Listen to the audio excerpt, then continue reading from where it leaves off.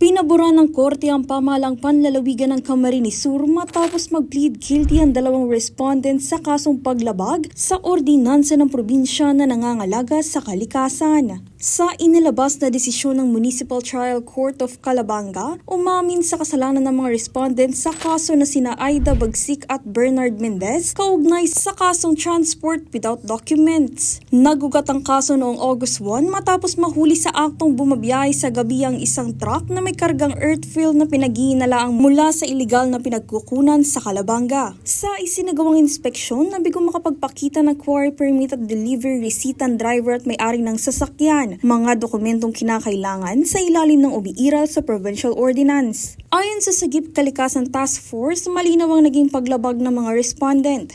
Upon verification, walang pinakita yung owner at yung driver ng mga documents na dapat dala-dala nila as provincial ordinance. So dapat they need to bring the necessary document like quarry permit and delivery receipt. Isang linggo matapos ang pagkakahuli sa dalawang individual ay agad na nagsampa ng kaso ang mga otoridad sa korte. Matapos ang halos 8 buwang pag-usad ng proseso, nagresulta ito sa pag-plead guilty ng dalawang akusado. Pinatawan ng multang 8,000 para sa drivers at may-ari at 5,000 naman para sa load ng truck habang nananatili sa kustodya ng pamahalang panlalawigan ng naturang sasakyan na matibay na ebidensya laban sa mga akusado. Dagdag pa ni Aguilion, magsisilbing babala ang kasong ito sa mga patuloy na lumalabag sa batas. Magsasagawa pa ng mas maigpit na monitoring ang Task Force Kalikasan sa iba't ibang bayan ng lalawigan.